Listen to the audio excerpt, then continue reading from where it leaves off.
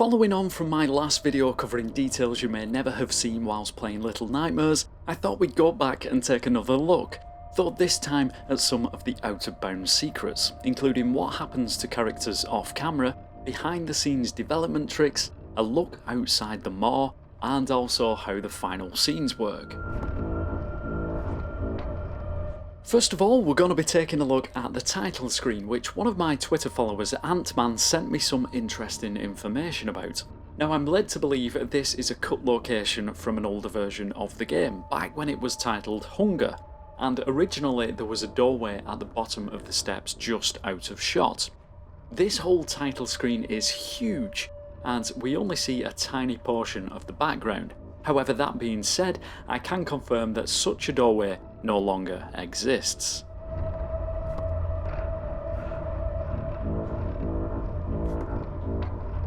Whilst on the chapter select screen, there were a couple of curiosities I wanted to show, just in case you may have wanted to see them too.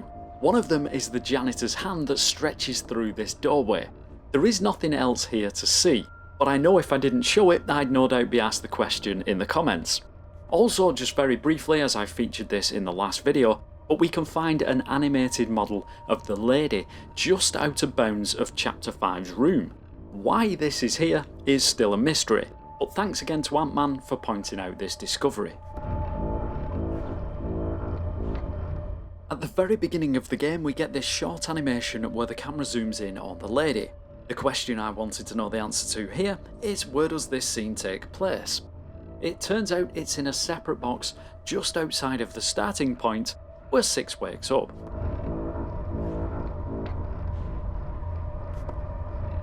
I don't know about you, but I was curious to find out who the Hanging Man is. Unfortunately, after taking a look, we can find that he has no head, and being the letter on the floor doesn't appear to have any text written on it, I guess we'll just have to keep speculating. One of my long-time membership holders, Storrrm, put forward the question about what the NPCs do out of bounds. Unfortunately, in this game there's not a lot to show on this. The majority of the time, they're either frozen in position ready to enter the scene, or spawn just before it, and also despawn just out of camera shot when we hit certain trigger points and can no longer be seen. This is practically what happens all the way through the game, including when the janitor's arms get chopped off. Though there are a couple of instances we can take a look at where clever little developer tricks have been used.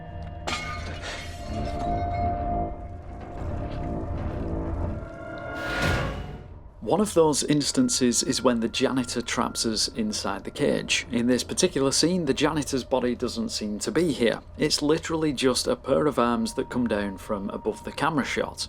So that being said, you'd think a similar trick would have been used in this scene when creeping through the small gap.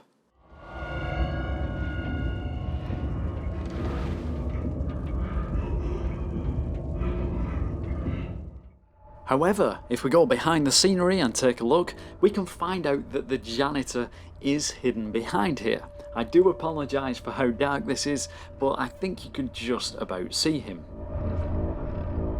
Now, what surprised me the most about this is I thought the janitor's right arm would stretch through the gap on the right of the screen. That would make sense, but check this out.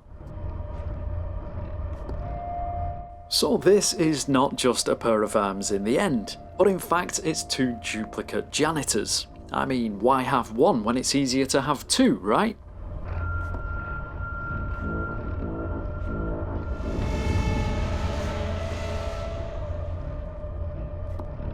I'm sure many of you by now know about the secret room with the spying eye, where we can view some of the other places in the maw. I guess the question is, where are these other rooms located? Well, of course they have to be loaded into this chapter somewhere, and we can find them way above the main part of the map.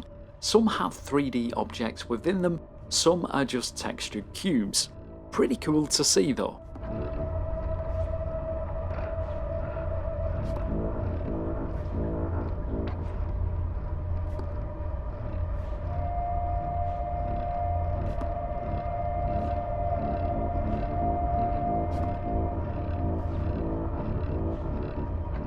A little cool out-of-bounds detail you may never have seen is beyond some of the fans, mainly because the depth of field and the camera position never seem to allow it, but there is an image down some of the tunnels.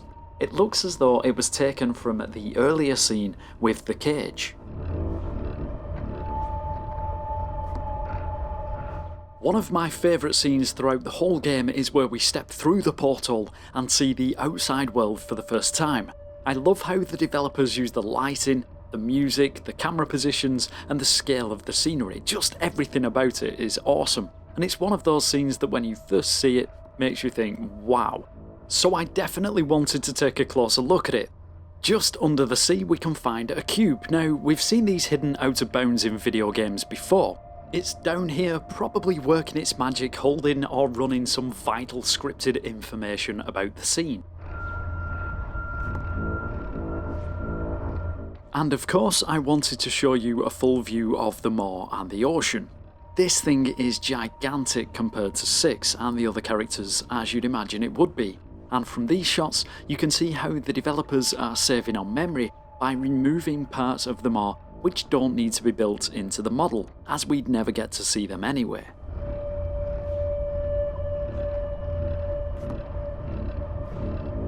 It goes without saying that the game is designed to give the player the feeling of being inside a doll's house, and with it being a side-scrolling platformer, the camera is practically always looking in one direction. That's not to say there's nothing hidden behind the camera as it moves along. Take for instance the meat grinding room. Hidden out of bounds behind the camera is this platform, and the developer notes that are still left here give away what this platform is used for. Let's see this in action.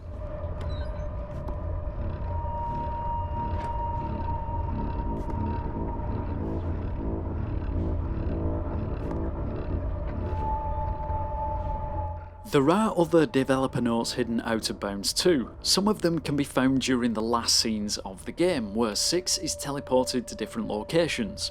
One of these locations is actually a duplicate room from where we fight the lady with the mirror, which, incidentally, we have to shine light on her 6 times. Coincidence? I don't think so. Once it's done, however, you may have noticed the screen blacks out, and it's during this blackout when the teleport takes place.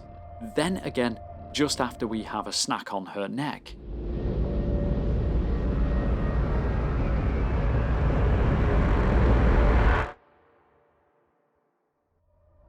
The last part of the game takes place well above the main sections.